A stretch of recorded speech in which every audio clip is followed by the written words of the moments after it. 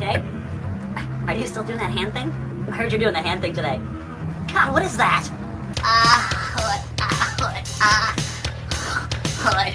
Shay, what is it?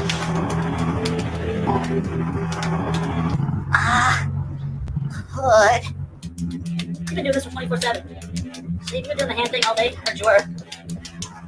Jordan told me you had been doing it on his sleeping bag earlier.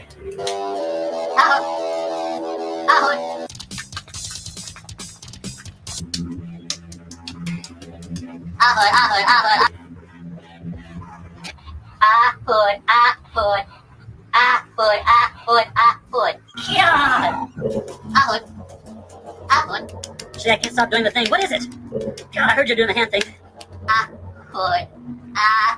My hands are hurting, Shake.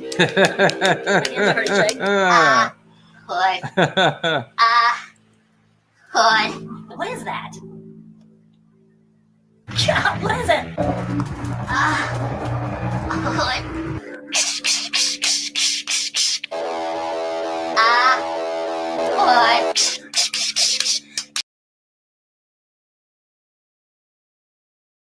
Me. Yes, sorry. I listen, that might have appeared like some freaky, let's open up with Sir Shiloh St. John doing the hand thing.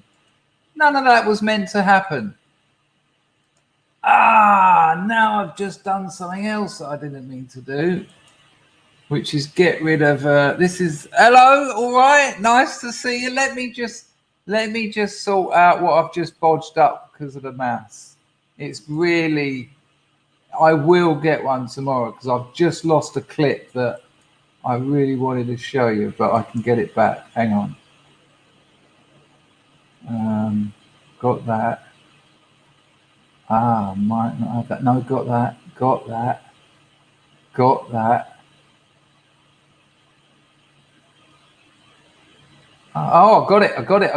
it. Right, hang on. Right. It's just gonna. Okay, right. Sorry about the terrible start. That's what I done, Johnny. But look, now it's not working here. That's what I did, and I've managed to find it.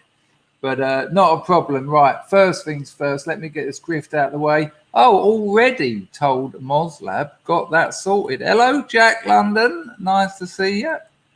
Right, hang on. Let me just get Entropy all rocked up. We're on Twitch as well. Hi, Twitch people. 14 people watched on Twitch this morning's stream. And as I told you before, they sent me 60 quid out the blue, Twitch. So if it just means clicking one button for 60 bucks. Oh, yeah. American. Good afternoon to you, Alan. Oh, see, Alan actually bought the new mouse that I'm going to get tomorrow. I've got two here, but one of them does one thing. The other used to do the other thing, but it's not.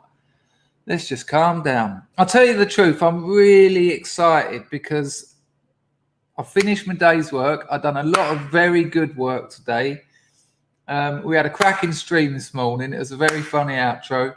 I've got a few clips to show you. I've got nothing much to say. Right, see, this is where the problem is. I've got to try and shut one tab without them all shutting. Yeah, I'm getting there. Thank you, Alan. Afternoon to you too. So I will get a new mouse tomorrow because this is just getting beyond a joke. I'm going to get a new computer soon. But as I was explaining to you this morning, I've had to set up a new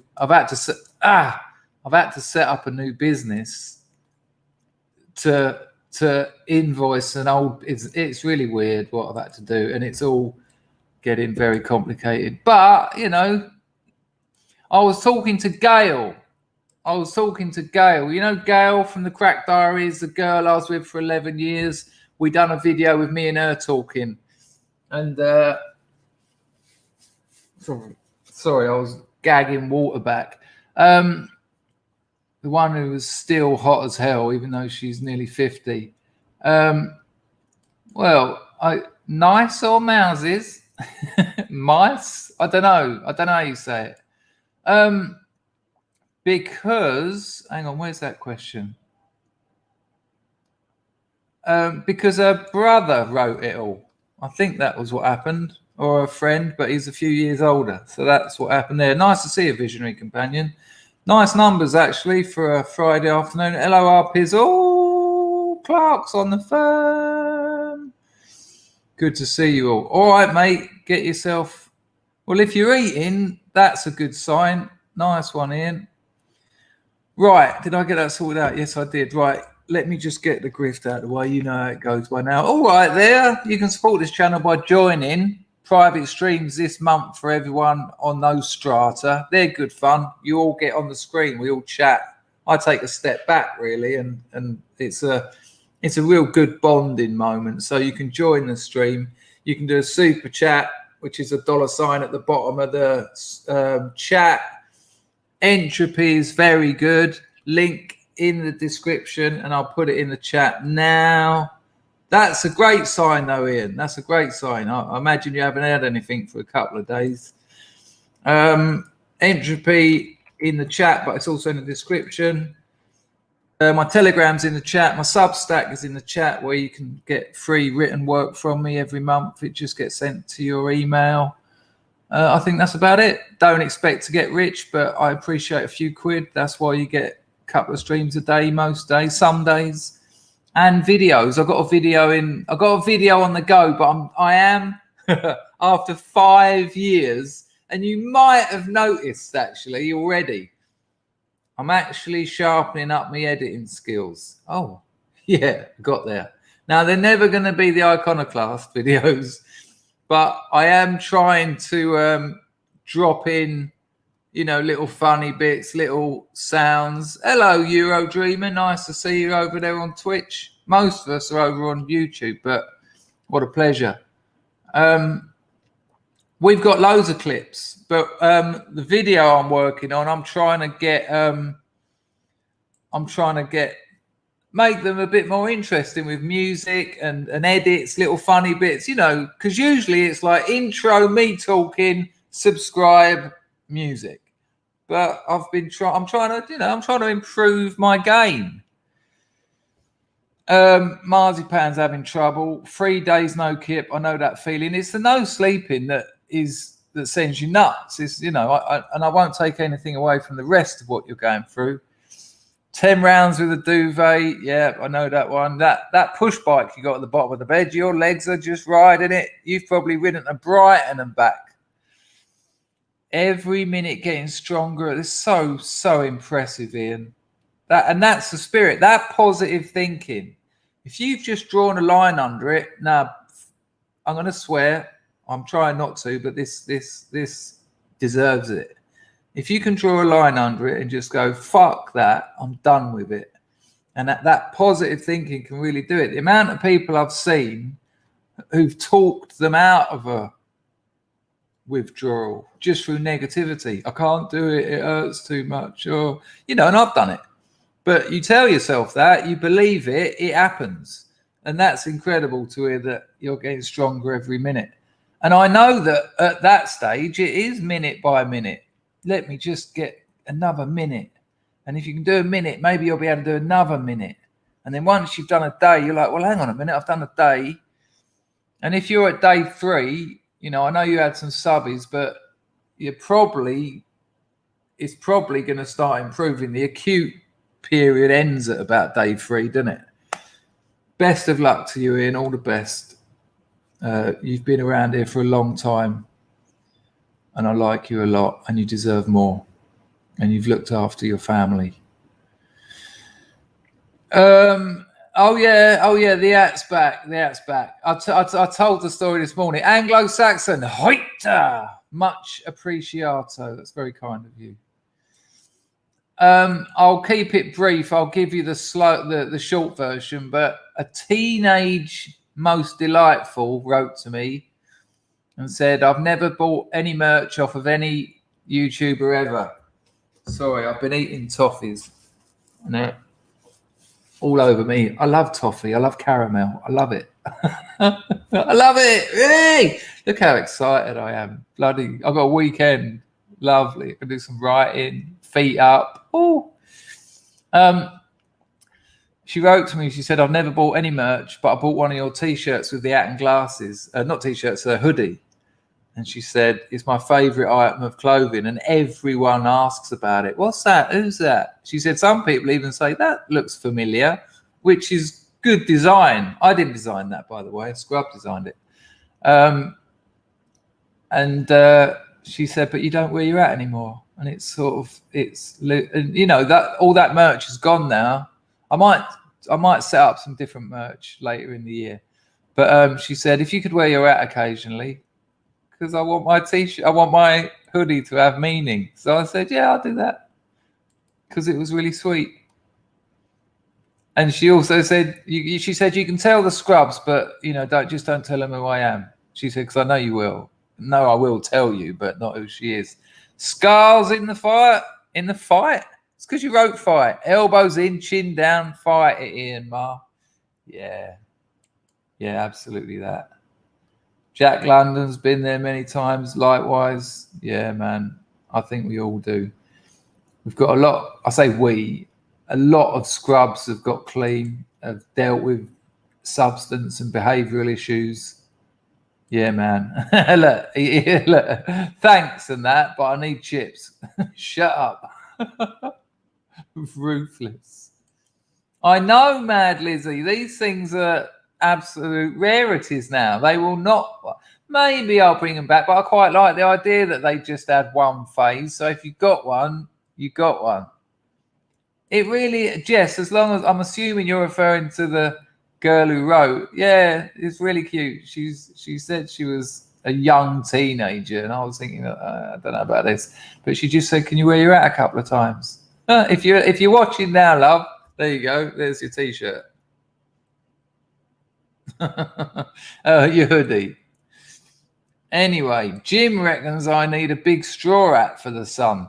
Well, as much as I don't like to admit it, hang on, I'll be able to show you. I'll be able to show you because I used the photo on the Substack. You know the thing that Bearing called a kimono, my crameur? Well, they're used for everything. They're used for picking up babies, straining rice, and I'll show you why I don't need the hat that you refer to.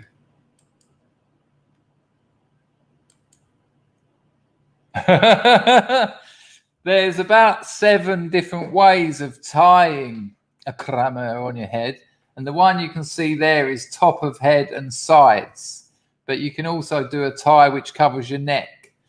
And yep, hands up, no lying, you will see me walking around Phnom Penh with that on my head, and another crameur around my waist, looking proper native. But they're great for it because then I go to the market and now the sun starts going down, you know, and I time it right. Go to the market, buy all my fruit and vegetables. Crameur comes off the head, put all my fruit and vegetables in it, tie it up over the shoulder. Lovely. Or stick it under the seat on my scooter, drive it home. So, yeah, you have to be protected. Again, I suppose it's better than the Khmer Rouge. And I've been told you have to be a bit careful with that colour one. They don't like the red ones because of what I just said. Hello, Della. Nice to see you. He did call it a sarong, and then he also called it a kimono. Either way, you know. I don't know. What do you mean? Like a sombrero? Wicks away the sweat. Ravers is on the firm. No, because I wait until the sun goes down till I remove it and put my veg in it. I go shopping at the end of my day. You know, it's just. I'll tell you what, the locals give you a bit of respect. And it also separates me from a holiday. I'm not here on holiday. I live here. And if they know you live here, and they do because my feet are filthy, Cambodian people's feet are dirty. There's no way you can clean them. I mean, you could probably get a pumice stone and hack it all off.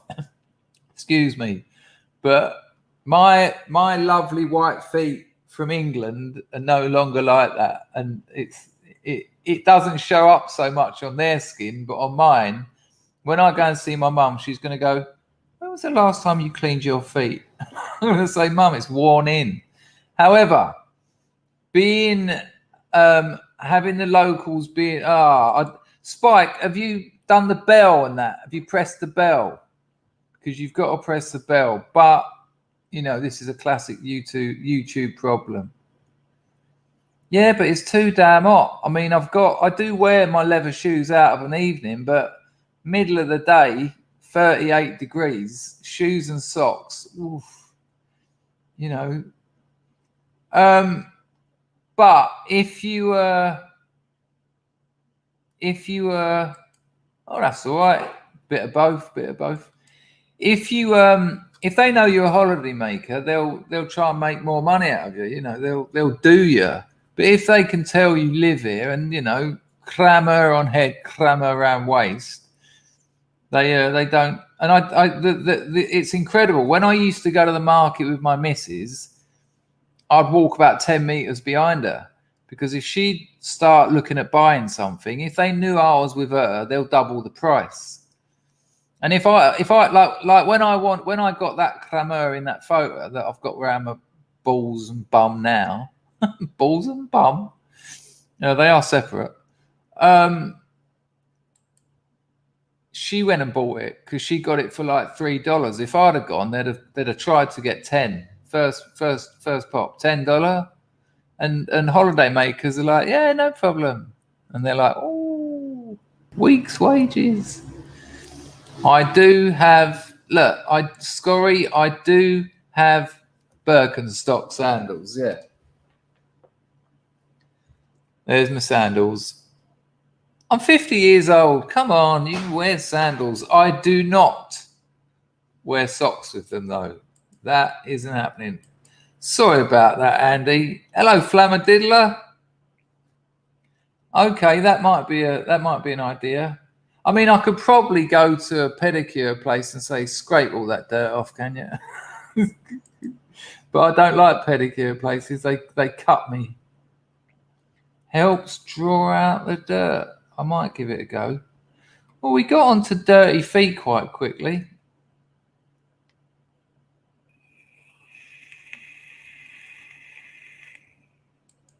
Jimmy, I don't know what the mower is.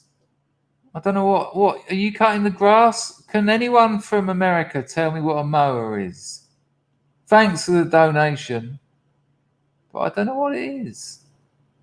Mower. In England, that's a lawn mower.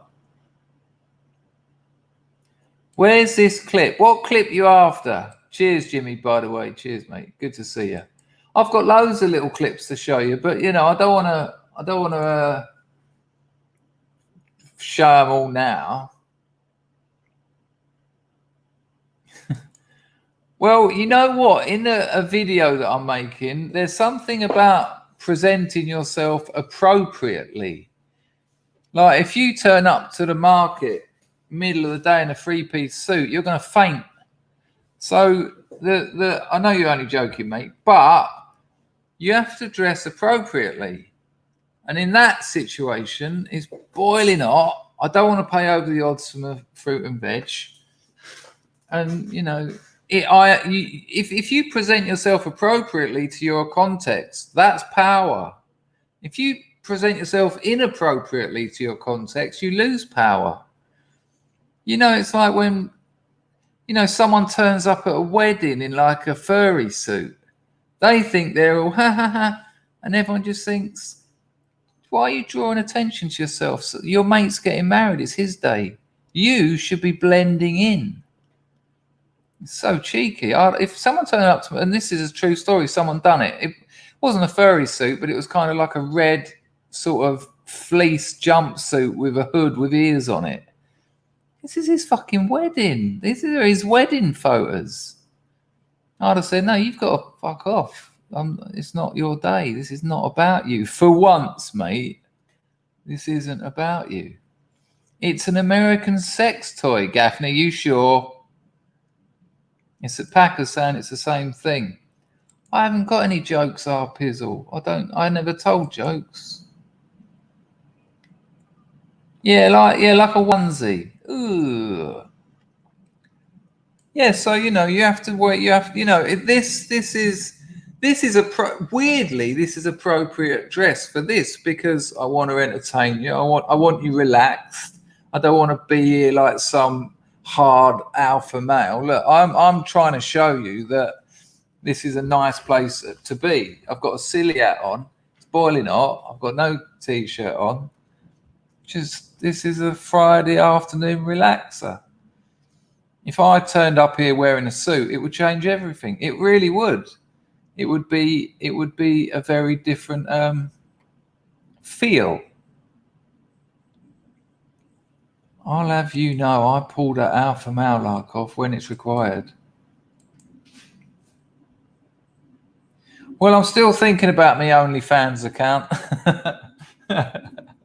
I have as well. I remember I mentioned it the other day. I'm thinking of doing a surreal OnlyFans.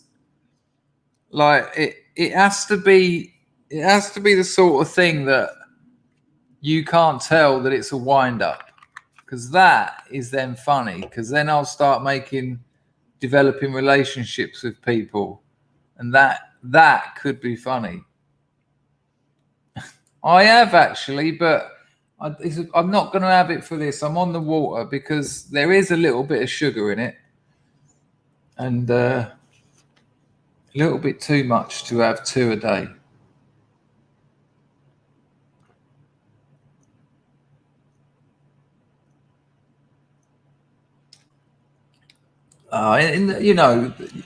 Euro Dreamer, you're probably quite new around here, but I've spent a lot of time talking about suits and getting a suit made for you. I think everyone should have one. That's lovely, actually. That is lovely. It can, and why wouldn't you? Why wouldn't you?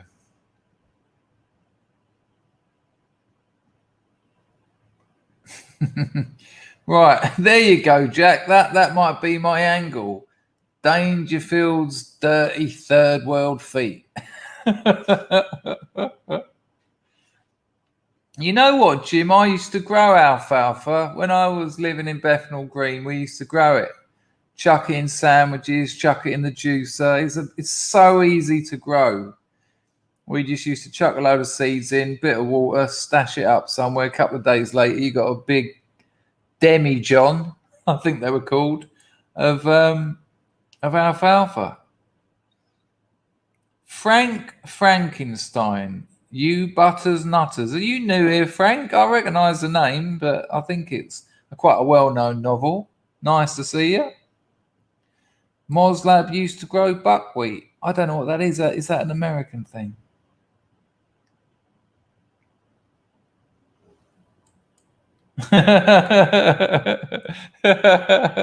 Turn up at church. I'll tell you a weird story, actually. When I was at art school, second year, new tutor turned up. I told you all about him. He's been on the channel. And in his first, hello, Anglo. That's very kind of you, man. Very kind. Nothing to say, lurking today. Well, that's all right. That's all right. I'm having the same problem. But I've got clips. Thank you for the Lady Godiva. Much appreciated. Tio says cress and mustard. What? Grown out of an egg with a little face on it, and you can grow their hair. Thank you, Anglo. Right.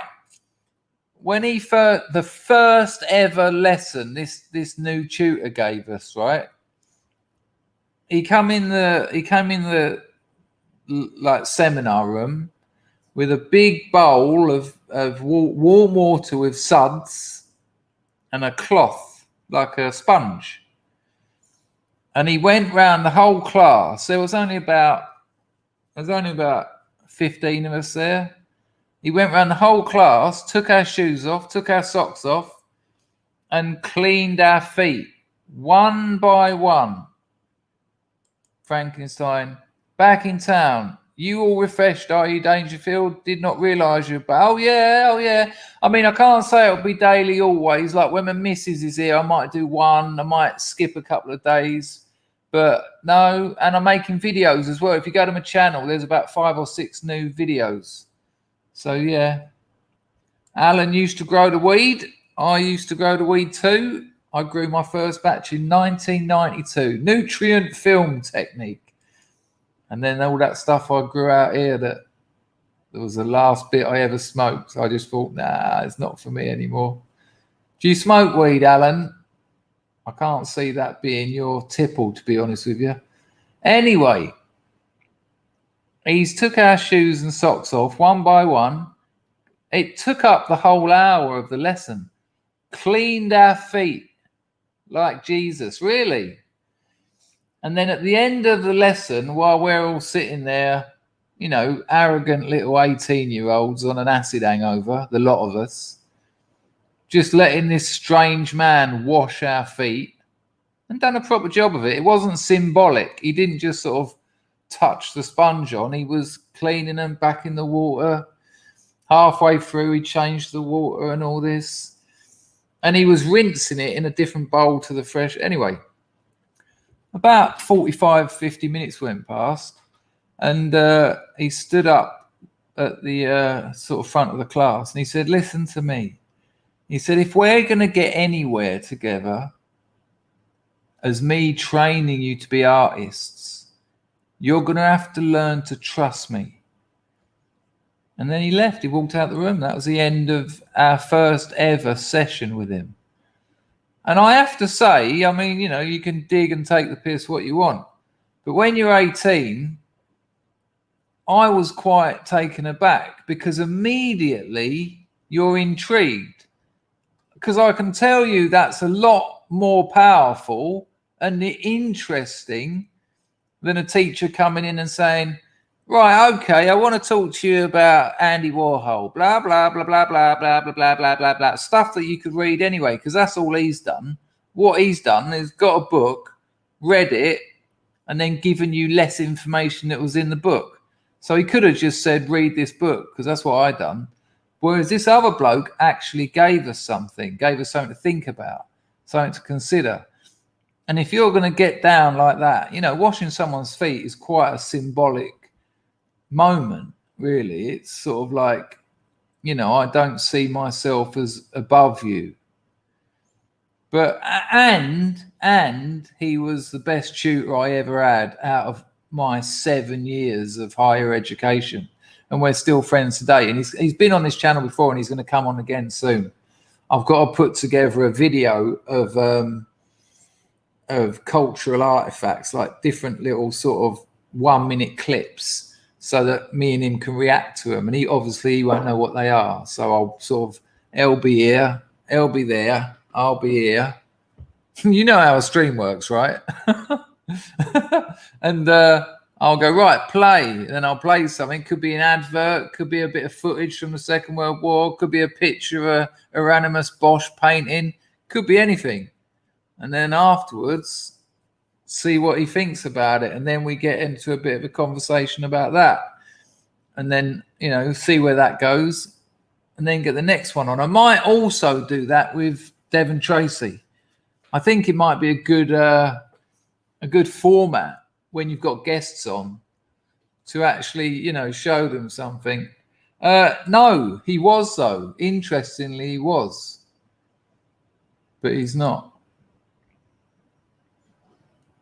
Mousecat said, I grew so much weed in the 90s, I got sick of it. I felt like I was turning into a spastic. I just gave it up. Yeah, it is a bit of a spasticating drug, isn't it? It's so demotivating. You know, I've known so many incredibly creative people sort of lose their soul to it. And it's only a bit of weed. Well, no, because in the 70s, weed was just a bit of weed. But now it's 26% THC. You might as well be smack. You know, you're half dead. I remember I used to see people in rehabs when I first started going to rehabs, and they were there for cannabis, and I was like, drop me out. What are you doing in rehab for fucking weed? And then when you hear about their lives, they've lost everything, never worked, never had a job, live with their mum, dad hates them because they do nothing. Brother is like high flying businessman, 2 years older. The bloke I'm thinking about, he got straight A's at GCSE, 5 A levels, A and A plus, could have had his pick of the universities. Nah, he was too busy sitting at home ripping B-lows, listening to Osric Tentacles. Yeah, that's the way to go. He was absolutely devastated. Exactly that. I mean, look, again, like anything, couple of bifters a week, all right, no problem. But most of the people I know are into weed are stay highs. They wake up and start smoking. They don't stop till they go to bed. It's awful. Who did I just see that made me smile? Hello, Yaf. Good to see you, man. Good to see you. Was it yesterday or the day before? Lovely. Nice to see you. Hope you're all right. Hello, Dax Moon. He's on the bus. Which is all right. You know, why not?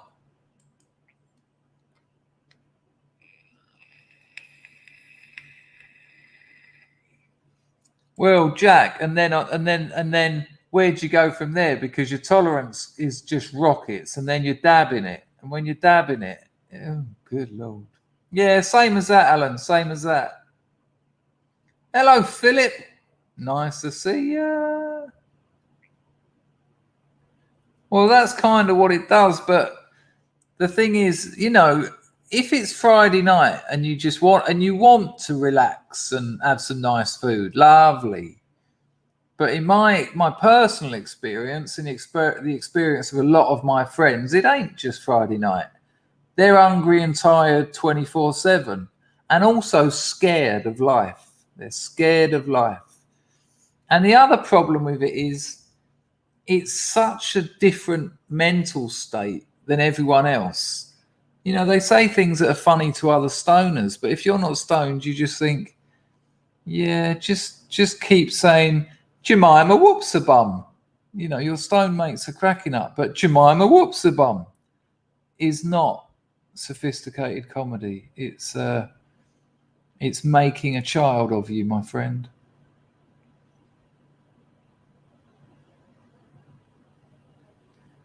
Yeah, you know, the front door rings and you jump behind the sofa. The doorbell goes, you jump behind the sofa. Hello, mate. Good Lord. Hello, Mick. Amazing. Return of the Scrub. Good to see you. Hoita. That's lovely. Yaffle says this. For me, it's whatever I do has to be done to excess. Now it's my side company that keeps me addicted. Well, you know, I know that as well. I know that situation. But, you know, the big mistake I made when I got clean at 34, I just became addicted to behaviors rather than substances. You know, I actually had to change the way I feel about myself. And that's where the difficulty comes in.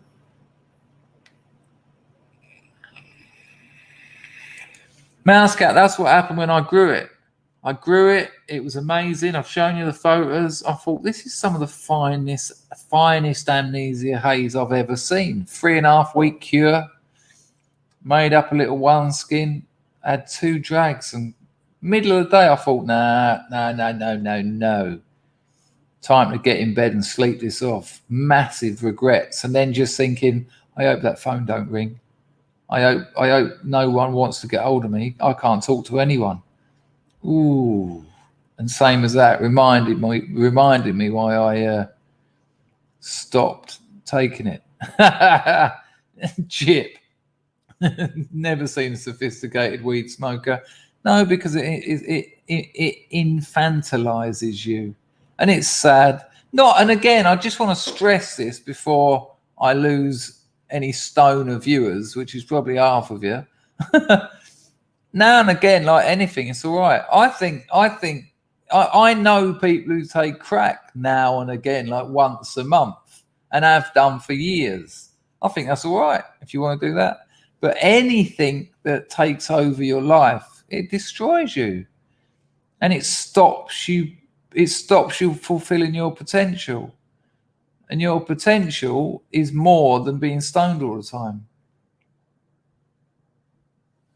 Jim says, yeah, more people are addicted to a lifestyle than a substance. Yeah, behaviors, porn, shopping, working, this, that, the other. Yeah, no one wants paranoia, fear of fear when there's none about. I mean, that again, that is infantile to be scared of something that isn't happening. That's what children do. You know, you get a balloon. Some kids are scared of balloons because they're paranoid. There's nothing scary about a balloon, but they run to their mom, mom. And, you know. Yep, I agree with you thoroughly. But again, couple of gins at the weekend. You know, you pay the price in the morning, especially when you start getting a bit older. But that's all right. But again, if you're waking up and having it, I know an alcoholic who sets his alarm to go off every 4 hours while he's sleeping. It might be every 3 hours, so that he can wake up and have a quadruple vodka so that he doesn't start withdrawing. If he doesn't have a drink within 3 hours, he'll start withdrawing and get the delirium tremens, and he doesn't want to wake up sick. So his alarm goes off, pours himself a full glass of vodka, knocks it back, goes back to sleep all night, every night. And you are so right. They are so boring. So boring. But, you know, and Jip, that's not unusual either. You know, going to rehab centers as a junkie, you think you've got it the worst. But some of the stories I heard about alcoholics terrified me. I could not believe how people drunk. I could not believe the things they got up to. I could not believe what it done to their lives. I'd never know, you know, my family's riddled with alcoholics, but not to that extent. Terrified me. Thank you, Alan. You're holding up this grift today, mate. Monday's Labor Day in the States, holiday for the working class. Is that why you've got 4 days off? I mean, I know it's Labor Day because that's what I had to make that marketing video for. But that must be nice, 4 days off.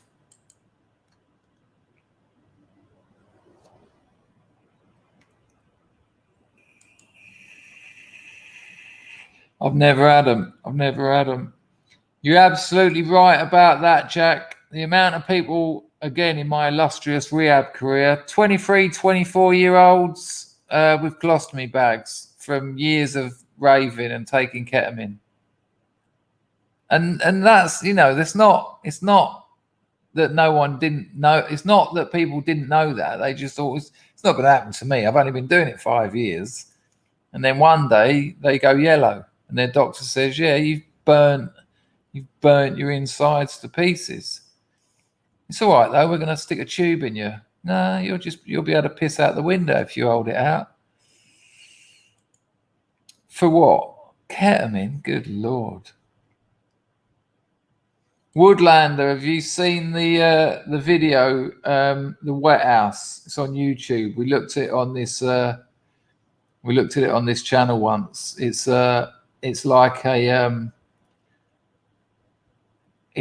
a homeless shelter, but they let them drink. They go out and buy their booze for them, and it's what happens when it's a real insight into what happens when chronic alcoholics are allowed to just drink. And it's just shocking. Yeah, without a doubt. And they can both kill you as well. You can die coming off of both of those. You don't die coming off of smack. You feel like you are every 5 seconds. Ketamine is an anesthetic. We used to run dogs. Well, my mate used to run dogs, and we used to get Ketaset and Ketalar. You stick it in the microwave, turn it into a white powder. You can inject it, stick it up your nose. In small amounts, it's just a bit weird, but if you work out your body weight, you can go into the K-hole, which is where it gets rather psychedelic. You dance like you're a robot because you think you're a robot, and it separates you from other humans. But it's all right. It's all right. Well, it's an animal anesthetic. It's used in veterinary surgery, but they also use it in, if your kid goes to the hospital and has their tonsils out, they'll almost certainly use ketamine. It's not just for animals. Do you reckon 50 quid a crack a week is too much? I think if you're using crack weekly, yes, however much you pay for it. Because, and it also depends how old you are. It will kill you. It's such a heavy drain on the heart.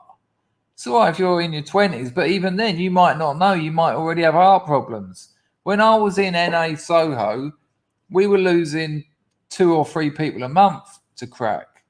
It's such a heavy drain on you. And it's one of those drugs where it could be the next one. And I don't like to fearmonger around drugs. You've heard me say it countless times. It's very hard to overdose on heroin. Very hard. But it ain't hard to die on crack. It's fucking heavy shit. And, bosh, that one pipe could kill you. You shouldn't be doing crack weekly. Because if you are doing crack weekly, you'll soon be doing it twice weekly. And as soon as you're doing it twice weekly, you probably won't come back out of that. Yeah, it's a dangerous drug. It's a dangerous drug, crack.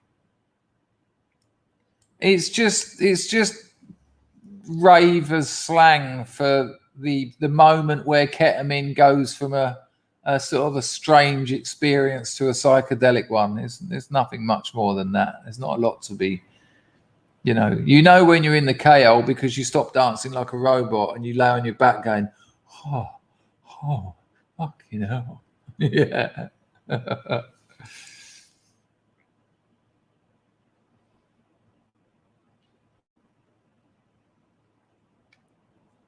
That's a very good point, actually. I've never known a drug where you think, should we get a couple of rocks? And then we'll just stop it, leave it there. No. You get a couple of rocks and then you want a couple more and then a couple more and then a couple more. And, by the next day, you're all right. But that night, nothing will make you feel better because it's awful. The crack come down is awful. And it kicks in about 10 minutes. Jimmy smoked crack for 13 years every day. Yeah, I was smoking and injecting ½ ounce a day for 8 months. Me and my missus were doing an ounce between us. But I was lucky. I was lucky I didn't die. It's dangerous. Well, that's because whoever gave it to you gave you a shitty bit or very small, because you can't deny the effects of it. Yeah, there you go. It didn't work. Yeah, no, it works. Trust me. Yes, Mark, it's disgusting. Do not go there. Yeah. I ended up owing hundreds of thousands. You know the stories. I got chased around the country, guns in the mouth. Lovely. Yep. And that also happens. You get 50 quid's worth in that first 20 rock, and your ears go wee, and every time someone says an S, it goes, and you think, fucking hell, and you've never felt so good. But then you go, and you think, oh, I'll be all right, I'll just have another one. No, that's not quite so good. And now you're 40 quid down. And you don't. Me and my missus, me and Gail watched the Crack Diaries. We didn't sleep for weeks on end. You just go mental. It's awful. It's awful. Even talking about it is making me feel really dirty. And, well, my feet are. We covered that. That's it. Can we stop talking about it? Because you're so right. And you hold it, you like, and it tastes like an hospital floor, and your mates are talking to you going, what's it like? And you're like, hang on a minute. And then it just goes, it's like,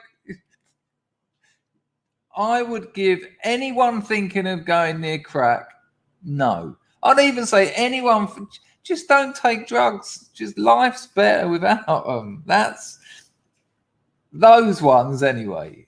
Anyway, can we not keep talking about crack? Because it's making me feel really weird. It ruined my life, and I only just survived that. I really did only barely survived that. I nearly got killed, not just from taking the drug. Yeah, it really works. Stop it, can you please? No more. Right, we're going to get on to a video. Nice one, Anglo.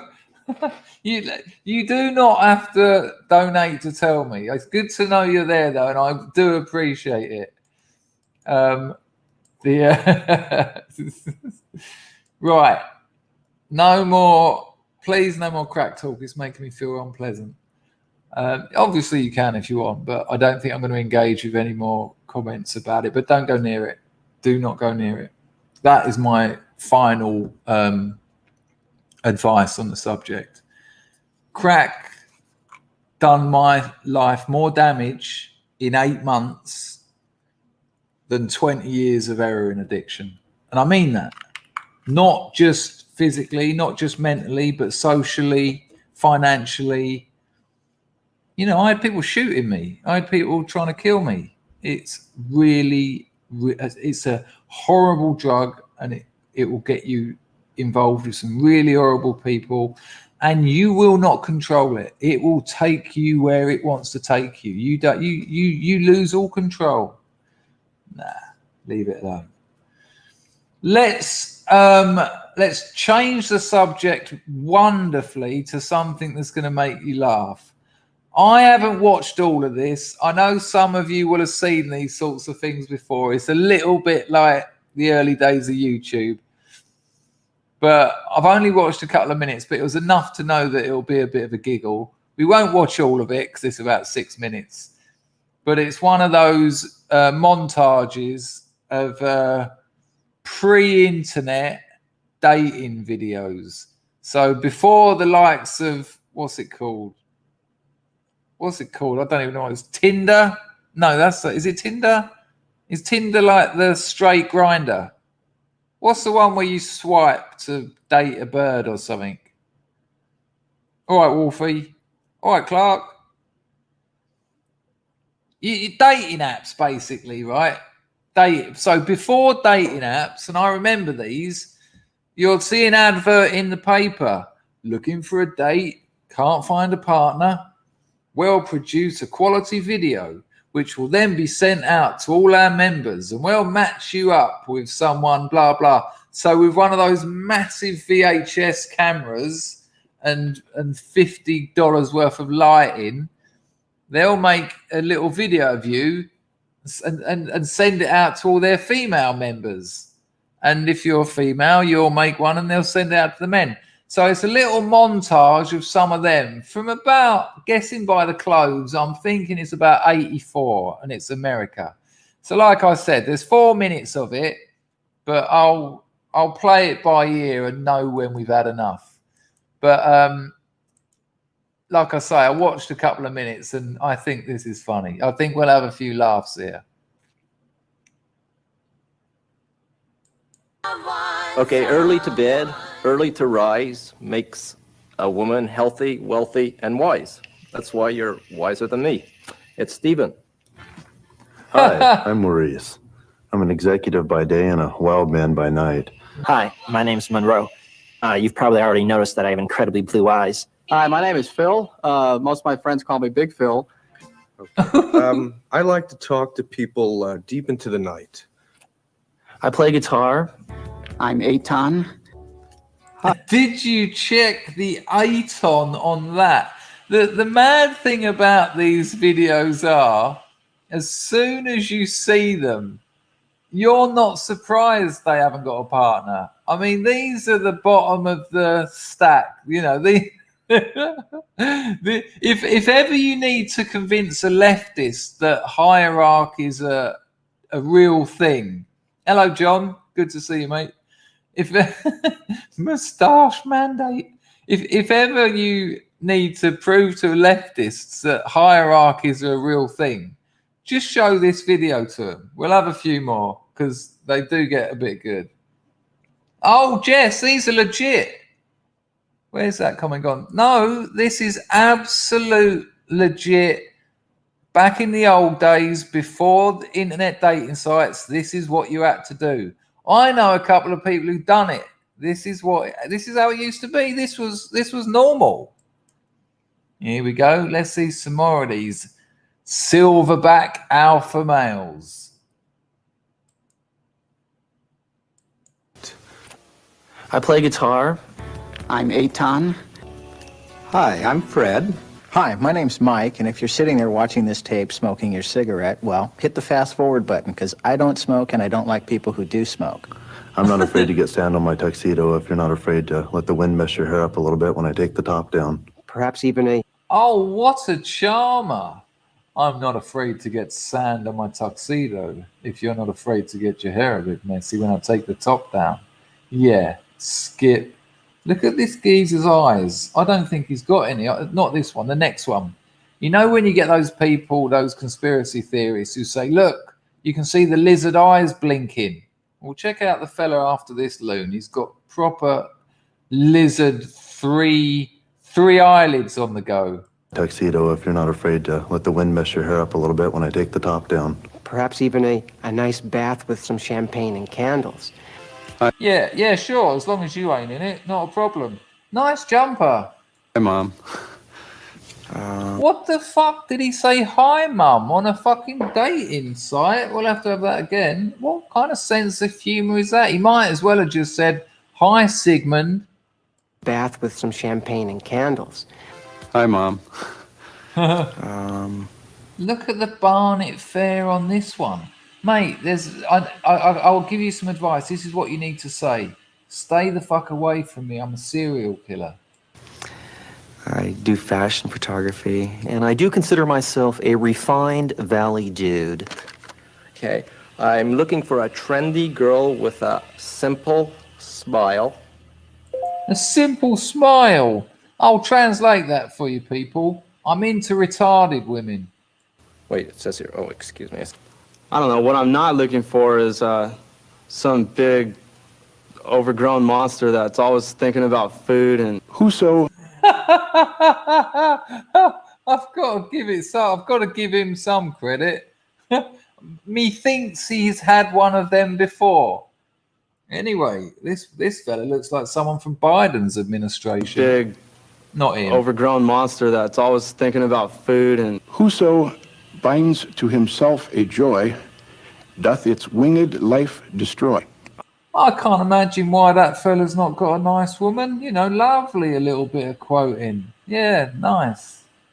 This bloke, wow, he's colour coordinated his jumper and shirt with his hair. That's quite incredible. His face is almost invisible. I like to do a lot of sailing. I like to outdoor activities. I like climbing. I like travel. I took a sponge ball, was pulling him out of a little girl's ear. Vivacious. Really? What, you or Joe? Foxy. I'm looking for the goddess. Are you the goddess? Oh my God. Can we just check him out? He's got a fingerless glove on. He's got a single red rose. I'm looking for the goddess. Are you the goddess? No, I'm a street hooker. And that's what you'll be taking. Who is the goddess? The goddess is the woman, is a woman, is any woman, is all women. Yeah, say no more. Is any woman. Just give me a fuck. Women. A figure that is sexy, slim, tight, excellent legs. Tight? Well, hang on a minute. I mean, I don't necessarily know the American lingo, but surely he can only be referring to one thing. Let's go back and... Oh, sorry, you have to see this fella again. But Tight.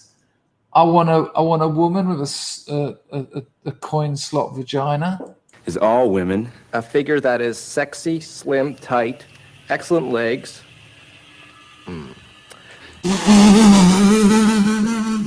Excellent legs. Imagine he actually met her. He had a date, and he stepped back, and he went, "Yeah, excellent legs. Your legs are excellent." I can honestly say that I've never said that to a woman. Your legs are excellent. Here we go. Oh, mate, come on. Oh. I'm a 25-year subscriber to both Playboy and the New Yorker magazine. Amazing opener. I've been reading softcore porn for 25 years. That's a quarter century wanking. Excellent legs. At night, I operate a damsel in distress hotline. I guess you'd call me a knight. One of my Wow. favorite foods is pizza. Oh, which is what all women want to know. That, you know, if a woman's looking for a date, I want to know what your favorite food is. You know, when I'm 7. And just sugar and spice and all those things that are nice. Like to be with people. Yeah, mate, you're a homosexual. Well, there's nothing wrong with that, but you know, everyone knows. Who are as fun and adventuresome as well. Is into having fun. Have fun. I enjoy having fun, yes. Looking for somebody who likes to have a lot of fun. I'm looking for someone to have fun with. Love to have a good time. Able to have fun. Borat. Let's have a look at Borat again. For someone to have fun with. Love to have a good time. Able to have I like to have some fun. fun. Fun and laughter. And anything that's fun, I like to have fun. And have a lot of fun. You see, this is I've talked on this channel many times about how to pull birds. These people are repeating stories they've heard. They're saying what they think women want to know. If I was forced to do this, I wouldn't say I want to have fun. It's just so boring. It's so mundane. You know, that's like saying I like air, water, you know. Everyone likes to have fun. It doesn't stand you out at all. None of everything these people have said has demonstrated why they're single. I'm dull as fuck. I'm dull as fuck. I'm dull. I've got a cliche. Here's a cliche. I'm boring. I'm dull. All of them.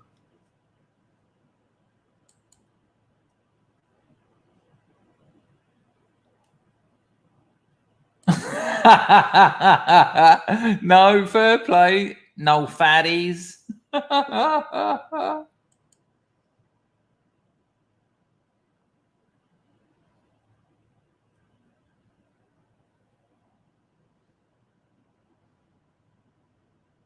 Yeah, essentially, mate, what you're going to end up with if you carry on down that route is no partner. Go on, what's it going to be next? What else isn't he going to want? No. You've got to have a few crazes in your life.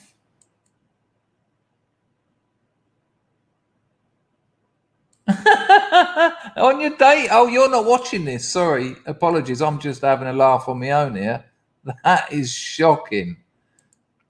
I'm very sorry about that. I'll take it back a little bit. I was just getting into it. Yeah. Sorry, people. No fatties. I want it all. No hamsters. I steal watches. No dopers, no smokers, no alcoholics. We don't like, No date. like to write checks. No Donna Juanitas. We don't like to take out the garbage. No posers. What I'm doing right now is making a movie about the man with the slightest shoulders in history. I mean, his tie is winning the battle of the most masculine part of him.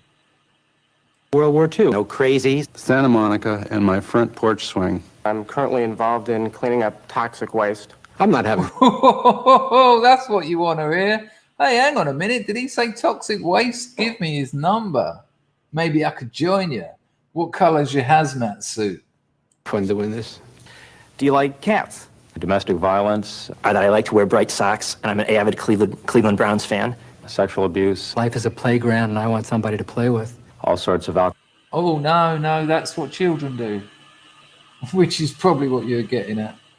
Alcoholics and addicts and stuff. Because I really have a zany sense of humor. Oh, no, that just shows. Let's just get back to Zane's sense of humor and watch it exude from him. All sorts of alcoholics and addicts and stuff. Because I really have a zany sense of humor. We probably No, your barber does. Your hairdresser does.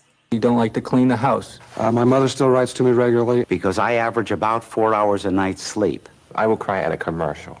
I'm interested in most phases of death. Now, this isn't me attacking gingers, but this is me attacking what you do with that ginger. At a processing. Fire-breathing dragons. Type A, I'm not. Comfortable, caring, and serious about a relationship, I am. Yeah, you're going to be dead on the second night of spending a night in bed with this one. I'm really looking for somebody I can feel special. It's the geezer that stormed the Capitol building. Look. Good Lord. Or at least his father.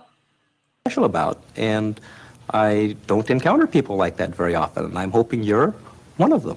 Oh, yeah, you're going to get so many callbacks. I mean, they're going to be queuing up for the 2,000-yard stare Viking. Are you that woman? Please give me a call. And you know that a journey always begins with the This one with it written down is amazing. first step.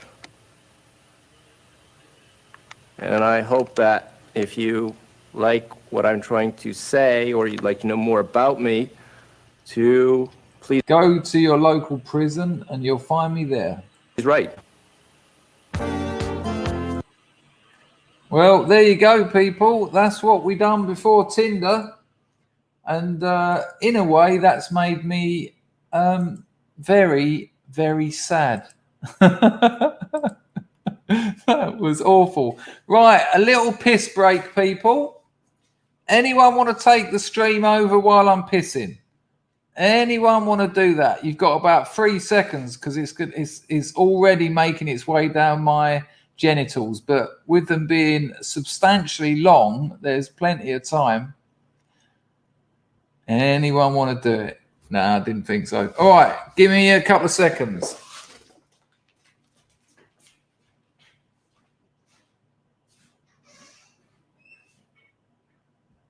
Oh my God. Oh, pissy feet. Oh, did you hear that? Oh, Lord, Mother of Mercy. Oh my God. Jesus Christ, that's good.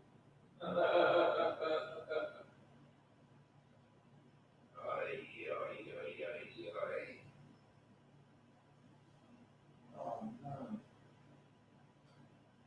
So that's get that little glass bit out. There you go. Spray it all over the floor. Turn the tap on so it didn't wash my hands.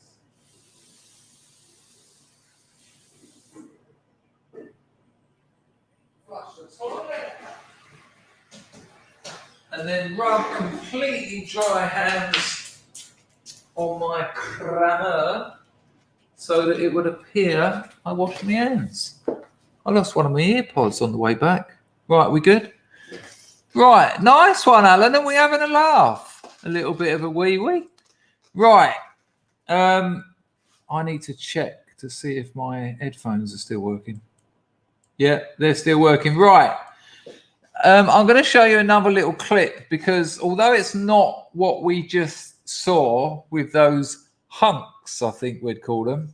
I think it would be a miss not to describe them as such. And no one wants a hunk. They went out of fashion in about 86. This is very short. There's a young lady, I think by the look of it, it's badminton or some kind of racket sport. It's in Australia. She's just won or lost something.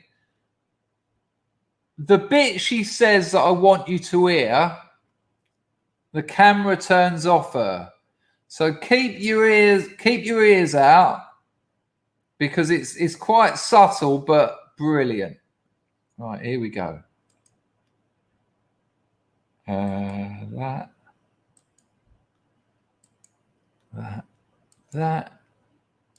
Right, ready?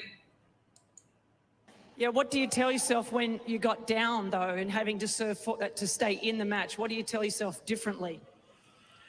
Because I know if I don't win this game, I'm done. So I just, I'm good from behind. Well,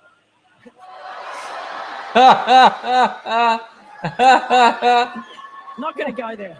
Come here.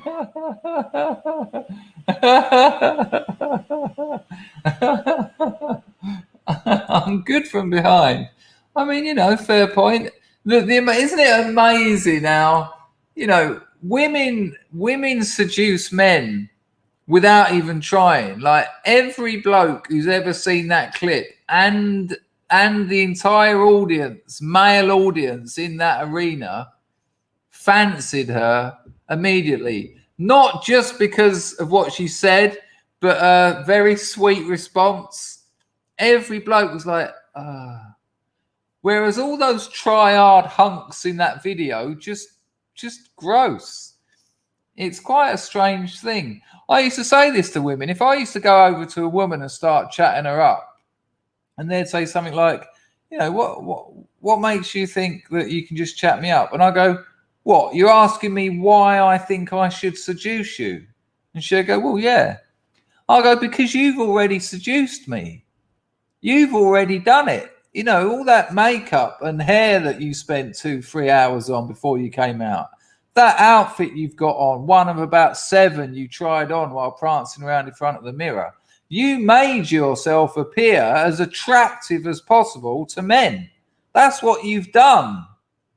So although you didn't approach me, you've already seduced me. I'm not the seducer here. I'm responding to your active seduction. And if you're going to now have a go at me about that, well, then there's something wrong. And 5 minutes later, we'd be fucking. So it's a very strange situation. Right, another short clip. I know I do show a lot of mountain biking and all that on this. This is literally about 10 seconds. You're all right, Yaff. I appreciate the 10 spot, but I didn't know you brought the chat down. Did you bring the chat down?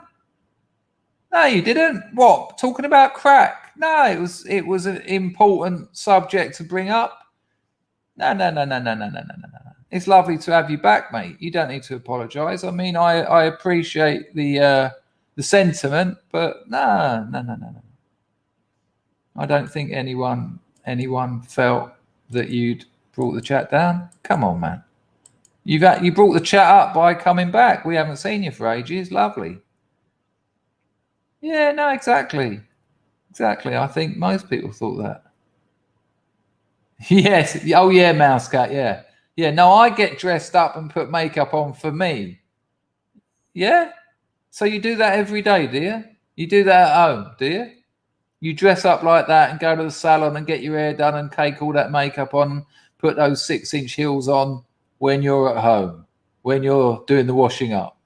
Right. Yeah. It's crazy. Absolutely crazy. But it's all the fun of the fair. You know. Yeah, exactly, Alan.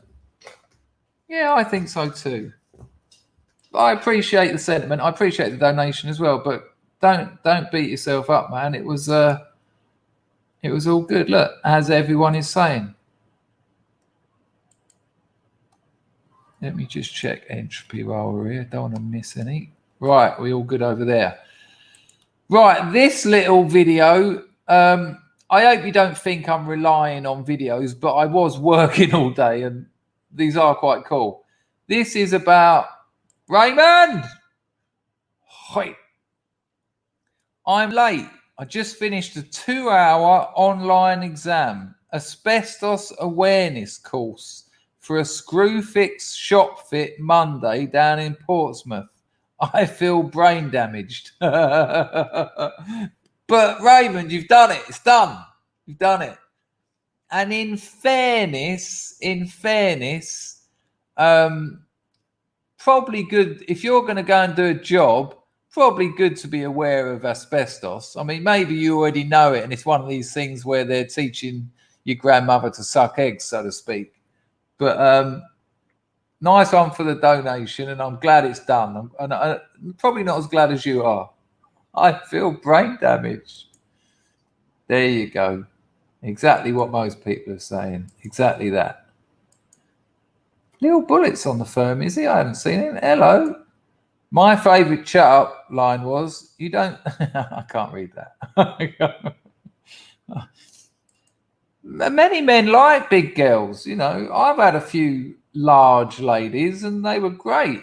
Amazing sex. You know, I sort of don't really have a type. Well, female. But, you know, once I've drawn that violent distinction between men and women... if I've got enough gin in me or sulfate, anything on the female side, come to daddy. No,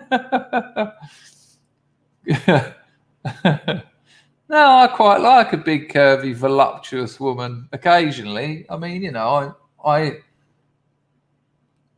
yeah. You know, the thing is, what I don't like when you hear feminists say the thing about porn, and look, I'm not into porn anymore, right? But you'll hear them say the thing about porn, the thing about advertising, they're always showing this perfect body image. Well, porn doesn't. Porn covers all bases, and men like very different things. The only men that like those stick-thin, sort of like 1980s heroin chic, tend to be misogynists who want to control their women into starving themselves. You know, as I know, having grown up around men and having loads of male friends, that men like all sorts of different things, as do women. It's a bullshit, superficial and pathetic analysis to suggest that marketing and porn, it's just this one body image. Not true. I like big tits. I like small tits. I like massive tits. I like perky tits. I don't like saggy tits. Actually, I don't know. If you can tie them in a knot, it's not for me. I like big bums. I like big butts, and I cannot lie. I like small bums. I like bums. I like ladies' bums. Again, there's a line there. You know, it's not really. If I look back at my history of coitus, which, you know, could take a few hours to consider, it hasn't actually been the body shape that has made it a good or a bad fuck. Excuse the English, but it was the word required then. It's the personality of the woman. You know, it's how she's going to engage. You know, I have pulled some what you'd call perfect women, 10 out of 10s. Beautiful hair, beautiful face, perfect body. And then when you're in the sack, they're just literally just laying there going, And I'm sorry, that's not good enough. How am I meant to be excited by that? This is like a no-handed wank now. And you're making it worse. Well, you know, stop it. Get into it. You know, good Lord. This is a two-way street here, darling. And then, you know, another day I'd have been far too drunk to recognize her. It was bloody amazing until I woke up and saw her, obviously. But, you know.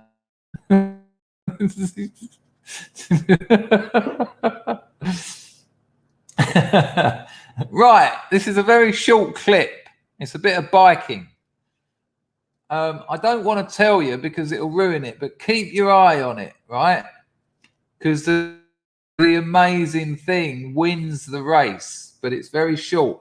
And because there's music on it, I can't have a long introduction.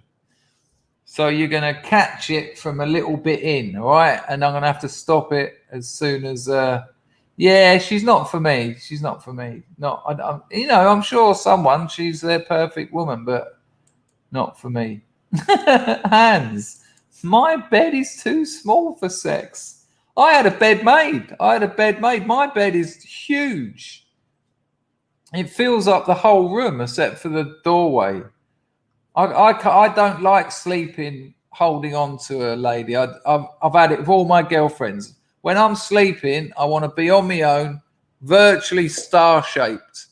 Even if my finger's on them or their elbow is just touching me, I'm like, no, you're going to have to get off. Even if I love them dearly, I just don't, that's why look at Emma G, absolutely rocking the house. Emma G puts the old washing machine on spin dry. Come over here, big boy, and sit down. Well, that's a nasty thing to say, but there is some truth. I wouldn't say ugly. I'd just say ones that can't depend on their look so much. I've had hello ipso facto, good to see you. Yeah, I've got a fully bespoke bed. I had it made because I don't like people touching me when I'm asleep. I've really said too much. Let's have a look at this clip. Oh no, without a doubt, absolutely lovely. Yeah, imagine that out here. I'm not quite sure what that dialectic is, but I'm going to give you a thumbs up. Let's have a look at this clip because there's something quite amazing. And I need you to understand, because I can't show the whole clip because there's a soundtrack. I need you to understand the bloke that does the bit you'll see won the race. Right, check this out.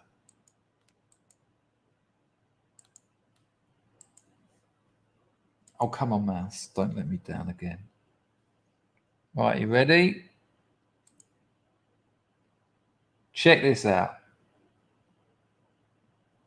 And keep you there permanently if you let it. You, me, or nobody is going to hit as hard as life. But it ain't. I've got to stop it there because I haven't taken it back as far as I was meant to, and I don't want to get a community guidelines nonsense. Right, here we go. It ain't about how hard you hit. It's about how hard you can get hit and keep moving forward. How much you can take and keep moving forward.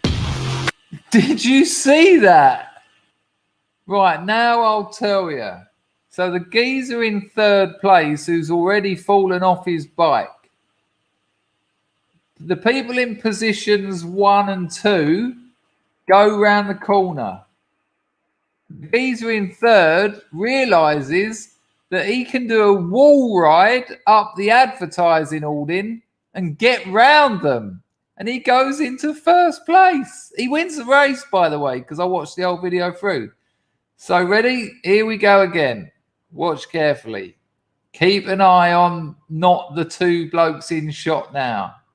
And keep moving forward. How much you can take and keep moving forward. Jesus Christ. That's amazing.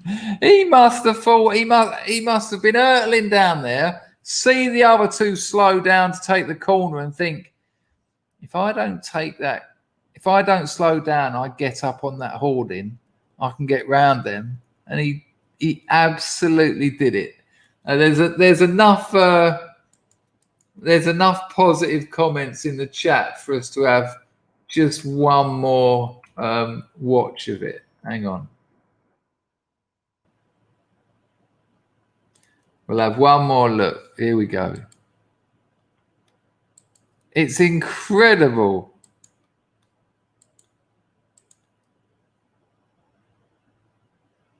But it ain't about how hard you hit. It's about how hard you can get hit and keep moving forward. How much you can take and keep moving forward.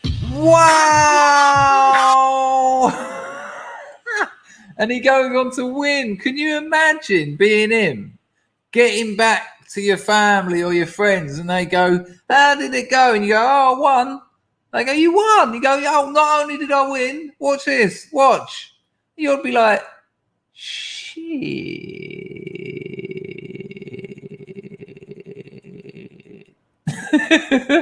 He went up the wall.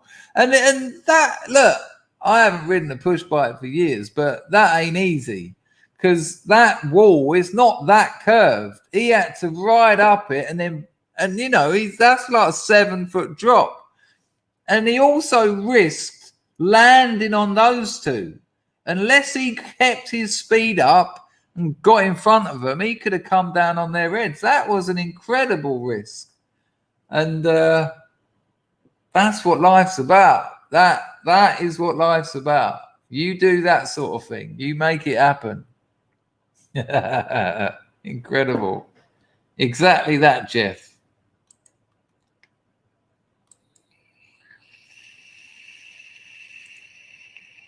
It was nuts, wasn't it? Why is my vape playing up? This is starting to piss me off. I cleaned it out. I changed my cotton. Anyway. Yeah, I think so. I think so.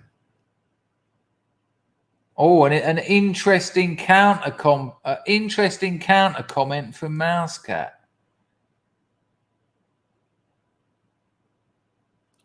I'll tell you a little story. I think I've told it before, but it's only short and it's sweet.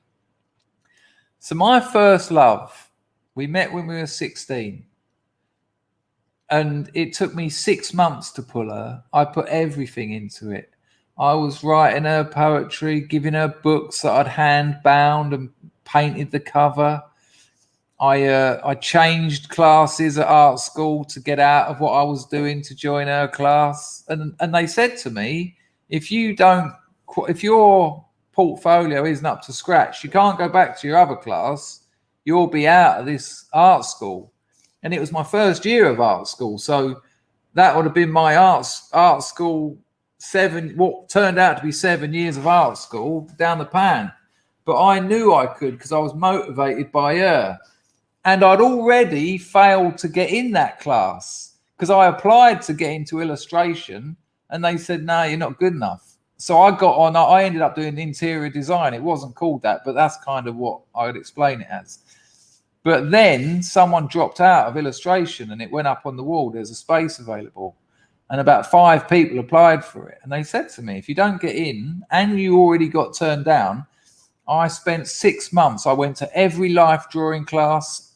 Every day I was doing sketches, not paintings, life drawing, sketches. I filled up about 10 sketchbooks. I did not stop working.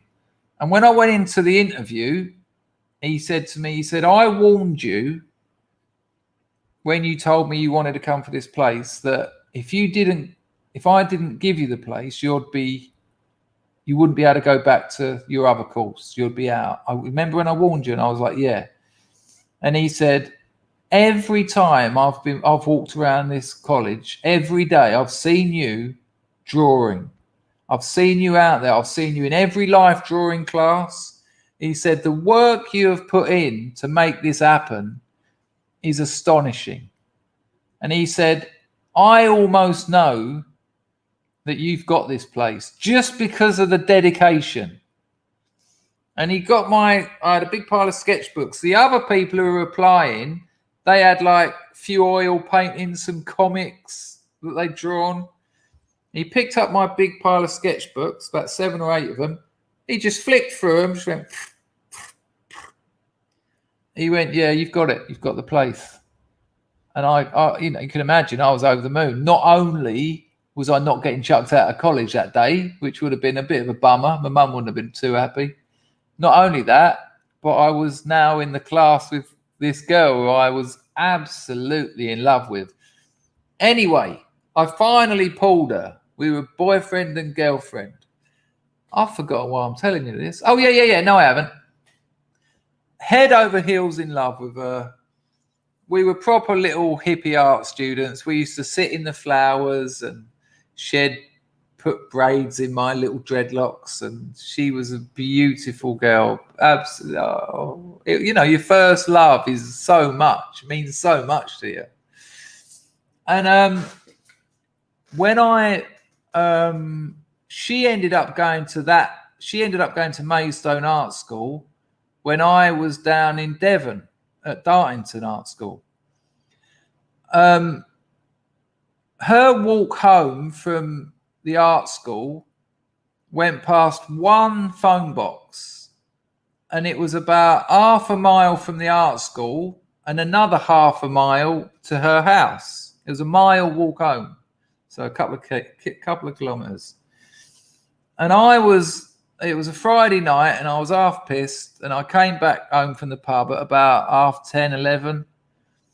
And she would occasionally ring me from that phone box. No mobiles or anything then. But I had the number because you could do the 01471 and get the number. And so I remember thinking in my half-pissed state of mind, well, she'd probably gone to a party at the art school tonight. And she might be walking home about now. So I'll chance it. So I've got on the telephone in Devon, the old zzz, zzz, zzz, zzz, zzz, zzz, rung up the phone box. And it's gone brr, brr, brr, brr. And then someone picked it up. I went, who is this? I went, your boyfriend. And she went, no way. And it absolutely was her. Now, I'm not pretending that there was anything psychic going on, because there wasn't. It was just a coincidence. But I'm telling you that when you pull off something like that, it works. She could not believe it. And she was even going to me, surely you've been ringing for like the last hour, just hoping that I might have gone out tonight and I was walking home. I said, no. I said, this is the first call I made. And she had a couple of friends with her, and she was like, it's Chris. Honestly, they were going, no, it ain't. And she put it on, give the receiver to them. I was like, yeah, oh yeah, it's me. I said, I know where my girl is all the time. Every day. But it was amazing. It really was amazing. You know, if that had have happened the other way round, I'd have just thought, wow, she's got a place in my heart. And then I fell asleep outside her house and wet myself, and then her and her husband stepped over me. But that was 10 years later, so, you know, I think that balances out. Right, this is where it gets a bit weird, because I'm now going to show you, just checking my entropy, I'm going to show you a magic trick. This is a trick that was invented by Harry Houdini. You know Harry Houdini, probably, well, without doubt, one of the greatest performers ever. And it's called metamorphosis. The woman, usually the woman, little bullet, pow, my first love still comes round to see if I'm okay over 30 years later. That's lovely. I am talking to that girl now, but for 15 years, I made her life a misery. I really did. Well, I didn't, but I made it a partial misery. I don't want to take, this sounds weird, but I don't want to take too much negative credit. But I would go down to where she lived and walk around and hang outside her house, hoping she'd invite me in and make me tea, divorce her husband and get back with me. And but the heroin and crack sort of made me fall asleep in her garden and things like that. There was no one in once when it happened. And I woke up about 8 hours later, a few cans of Tennant's laying around, wet myself, a couple of syringes on the floor. And when I woke up, they were in. So they'd obviously come home. The husband had got out of the car and gone, who's that? And she went, don't worry, it's just my ex-boyfriend. Stepped over me, said to their kid, don't go near him, he's dirty. And then just gone in and left me there. So things like that. So the fact that I'm back talking to her is props to her. Because when I got clean at 34, I said to my NA sponsor, how do I make amends to her for that 10 years? You know, I'd find her email, I'd find where she worked, all that usual stalking shit. And I said, how do I make amends to her? Hoping he'd say, go to her house and say to her, and he just went, forget about her. That's how you make amends. Stay the fuck out of her life. She doesn't like you. And I was like, yeah, that's what I was thinking would be the best thing to do. But we do talk now. We talk now on Facebook Messenger, and it's quite nice. And we have a laugh. So it's nice that she is in my life, even in that little, you know, she won't do a voice message. I don't get to ask her too much, but we chat, you know. I don't think she's ever instigated a conversation, though. She's never written to me and said, hi, how are you?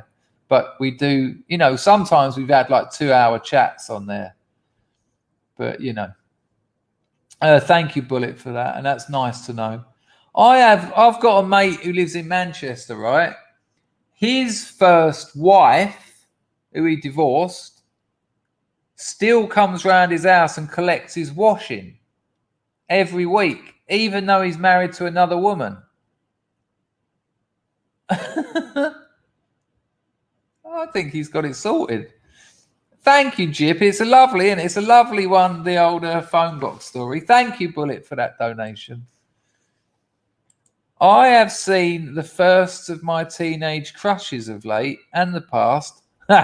Lucky escapes. Yeah, there's many a bullet dodged, really. I picked the right one with the wonderful mouse cat. Yes, you did. You absolutely did. The pair of you are wonderful.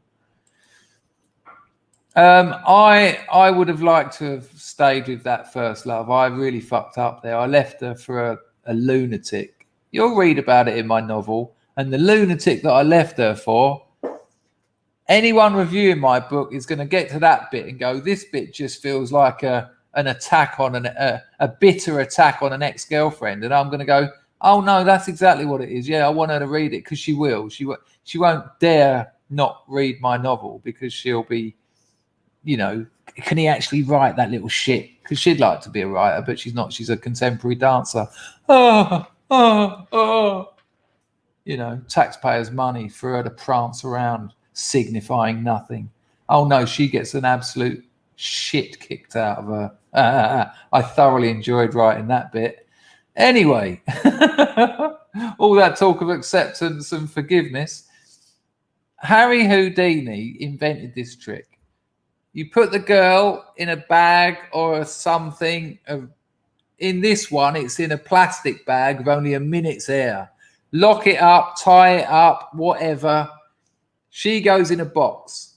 The man stands on top of the box, pulls a curtain up, and as he pulls it up, he drops it. I'll show you. I know it's magic. I know it's a stage illusion, which are cheesy as fuck, which are really like, oh, it's so tacky. But this is one of the best performances I've ever seen of it.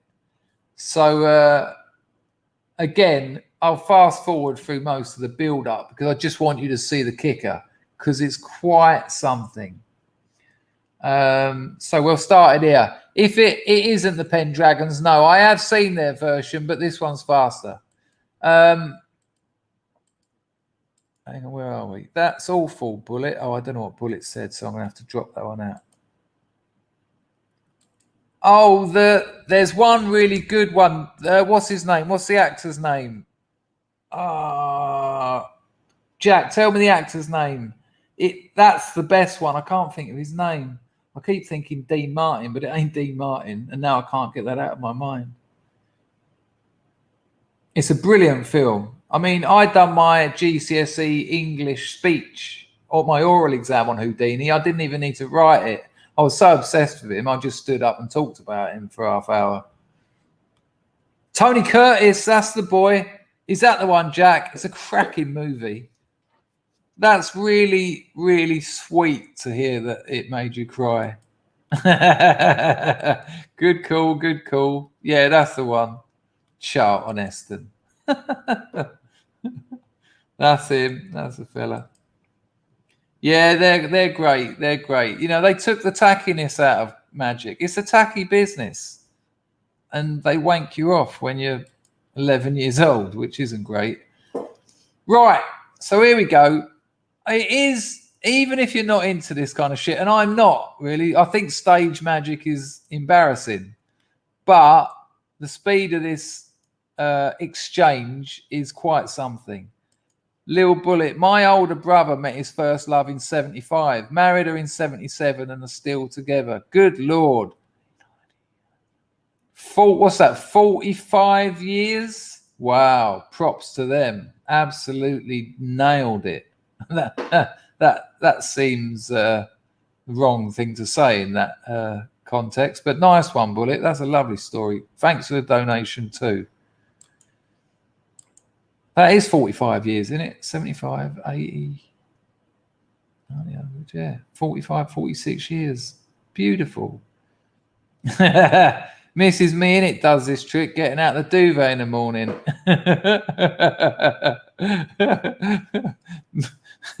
As soon as you're out of it, Mouse Cat is in it. I can get some freaking sleep now. Yeah, that's probably a good thing. And I was warned as well. I was warned by me and my mate got into magic, and then my mate stopped getting into it. And when I was round his house, I said, why isn't Patrick allowed to be into magic? And she said, there's some very dirty men in magic. And I remember thinking, what? Don't be silly. 4 months later, can you get your hand off my cock, please? Right, let's watch this.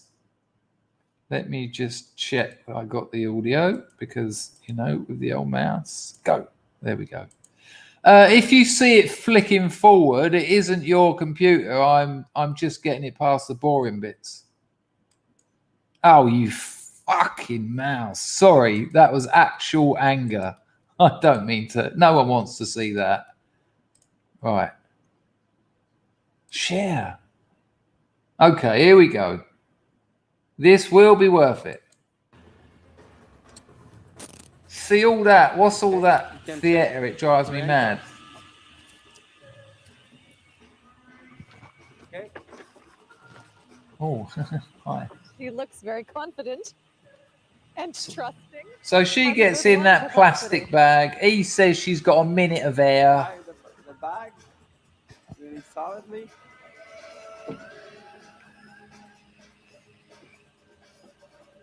This definitely a knot. Shows the knot.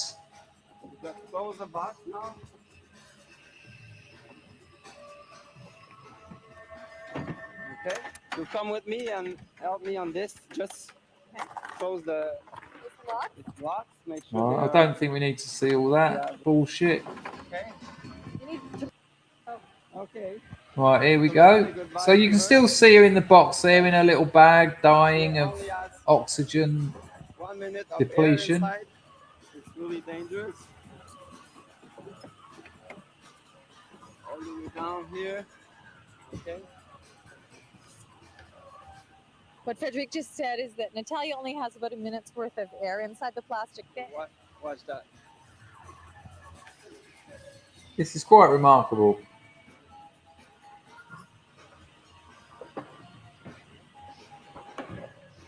He's standing on the box. Oh my God, he's in the box. Let's just see how fast that was, right?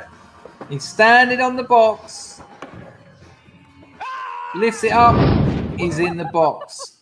In the box, in the bag, by the way. Absolutely impressive. Well done, Natalia. And I can tell you, because I know how that trick's done, that's not someone else. That is him in the box. That's rapido, right? Good Lord. Good gosh. Right. No, it is 100%. It is. It's not done with a stooge. It is not done with a stooge. It's only 2 people do that. It takes 2 people to do that trick. There's a really dodgy version of it. Actually, I might have to show you it. There's a really dodgy version of it with some geezer and his missus doing it in their front room. And the thing is, the missus is too hot. I was watching it, and I'll show you a bit of it, but I couldn't take my eyes off the bird.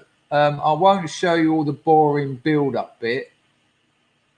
Alan, I've seen that. I'll deal with it in a minute. I won't show you all the boring build-up bit. But I'll show you the difference between that one you just saw, where it's curtain up, changed, and a weird bloke and his missus doing it in basically their little estate house, their housing estate front room.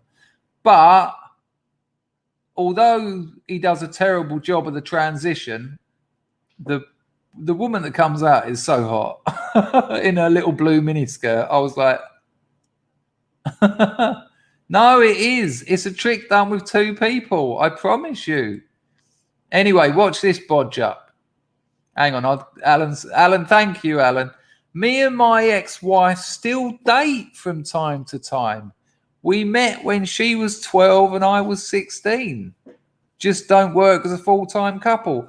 Well, do you know what, Alan? That's kind of fair enough. You got together and then you thought this ain't working. But you've managed to work out a way of still spending time with each other and enjoying it. Lovely. And, you know, that I don't think there's anything wrong with that. The worst thing to do is just stay together for the sake of it and ruin each other's lives. Nice one, Alan. Appreciate that donation and the comment. Right. So I'm going to show you this little bodge job, show you what it's like when it's not done correctly. But I might as well admit it, there's a little bit of eye candy here. But I want to show you how bad it is when it's not done correctly, because this is an absolute cock up.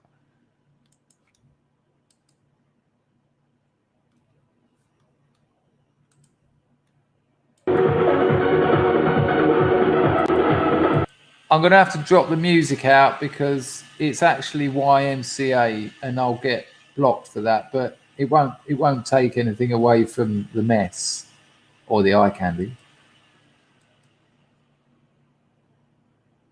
He's a bit dry though. Look at him. Look at him fiddling around. That's it. Just spend 5 minutes over here.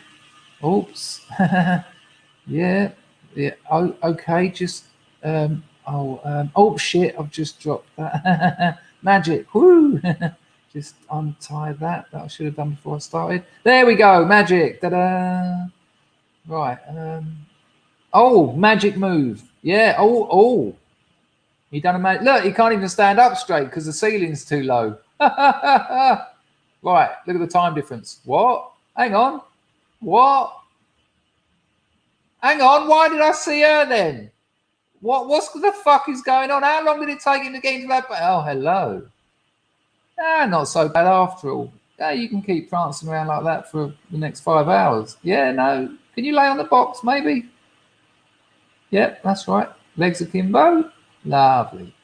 How the fuck did that absolute fool manage to get hold of her? I don't know. Anyway, enough of that. Come on. It's going to turn you all into monsters. That was awful, wasn't it? I think, Alan, I've had it on this show like about 4 years ago. But what was that weird bit when it was her head and then he was trying to get into the box and he went, no! And she went, oh, sorry.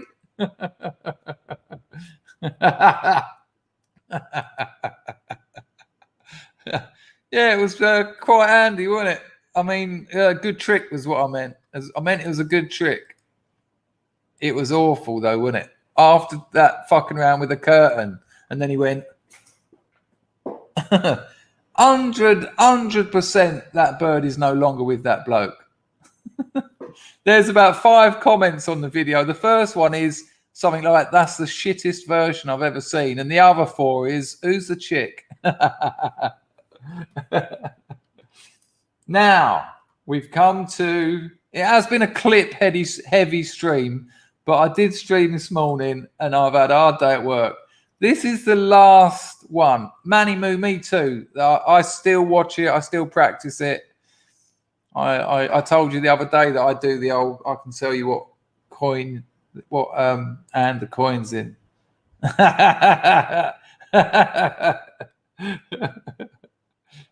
Oh, don't say that. That's ruined everything.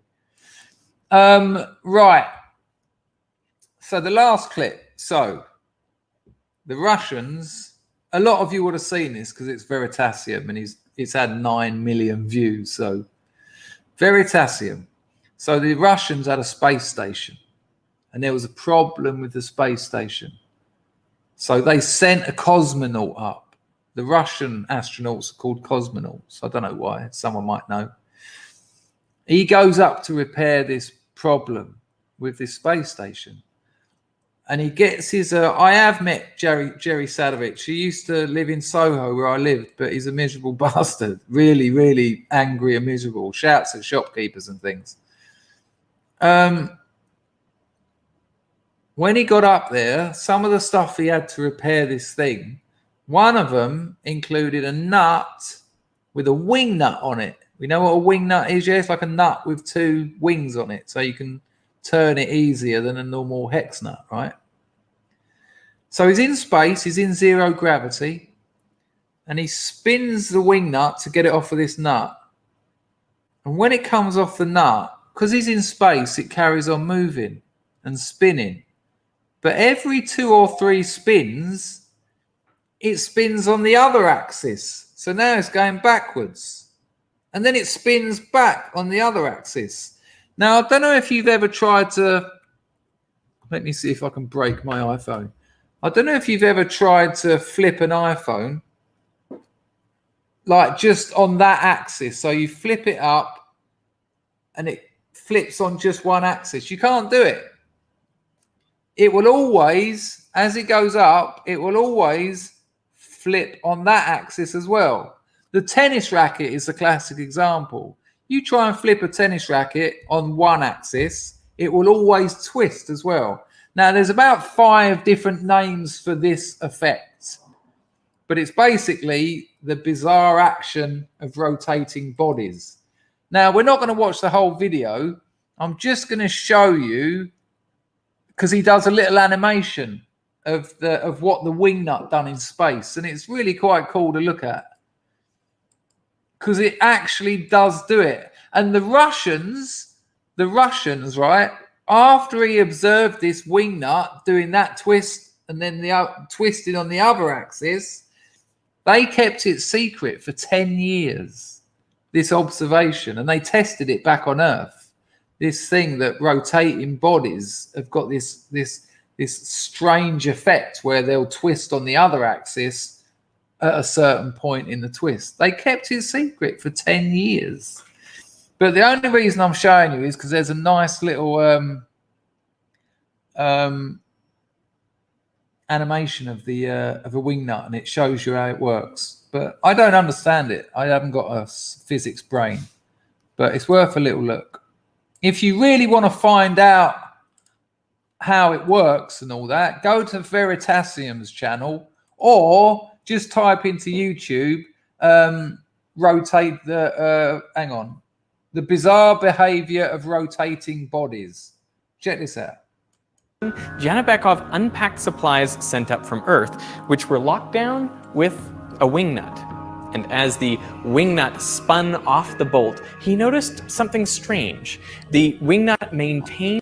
I've got to stop it and go back so that it looks like I'm offering critique, and then I might not get done, and it might be fair use. But you'll see the animation. You just sort of start with it there, but check it out. It's really cool. It is only an animation, but you get the idea.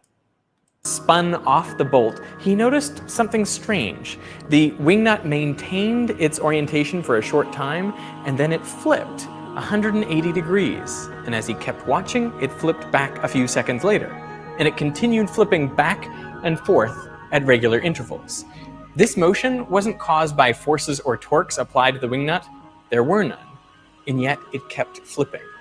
It was a strange and counterintuitive phenomenon, one that the Russians kept secret for 10 years. It's incredible, isn't it? I mean, I'm sure there's a few of you at home trying to flip your iPhone and noticing that it will do the flip on the... You're trying to flip it that way, but it will also do its own flip that way. It's the bizarre behavior of rotating bodies. And on that note, we're done. That's an hour and 50. I am going to put my feet up.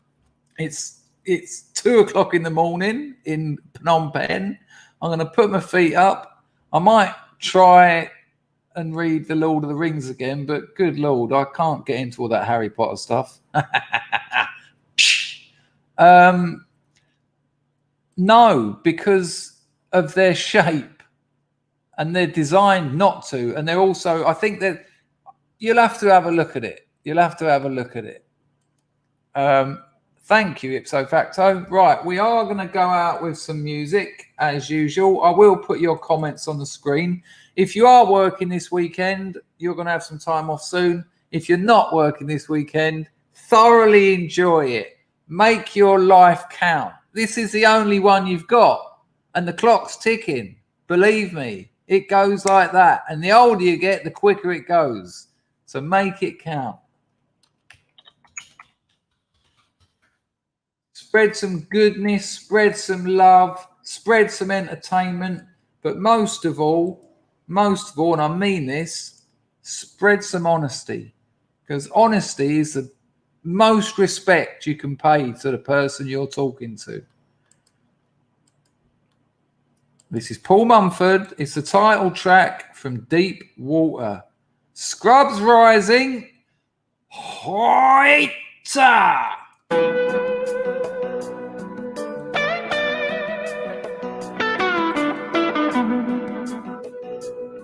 Good call, IR. That actually makes sense to me.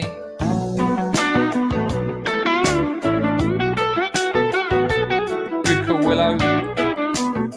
I'll be doing that. Hoi. Everyone knows I'm gonna be the first man down. Nice one, Jack. All my friends are saying cheers, Jib. Oh no, I haven't been hurting you. Sorry, darling. Thanks for that donation. Can't go on, I've taken all a man can take. Life is a curse, it only gets worse, and the world don't watch you drown. Must be a Jekyll. Maybe my mind will fail to ever find the point. I'm going deep, deep down. Good call, William. Gonna make my grave underneath the wave. I'm going deep, deep down underwater. Gonna lay my head on the riverbed.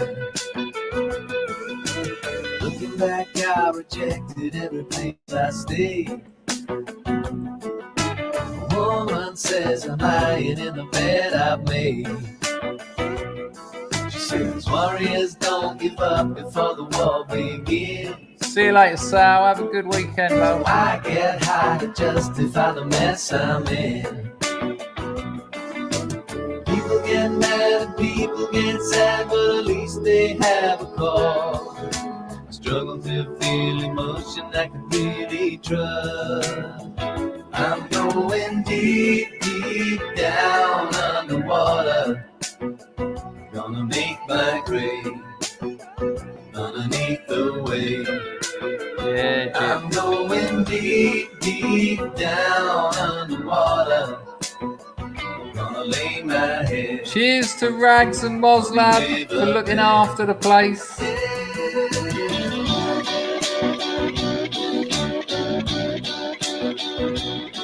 It's just 2 people.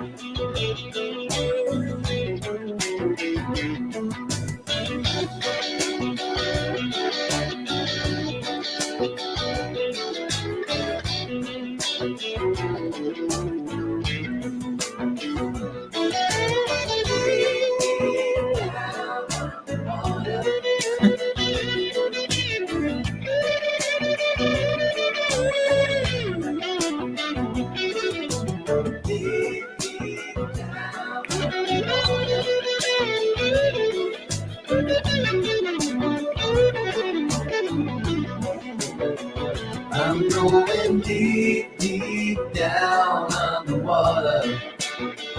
Gonna make my grave underneath the wave. I'm going deep, deep down underwater. Gonna lay my head baby. I'm going deep, deep down underwater. Gonna make my grave underneath the waves. I'm going deep, deep down. Yeah, thumbs up would be handy.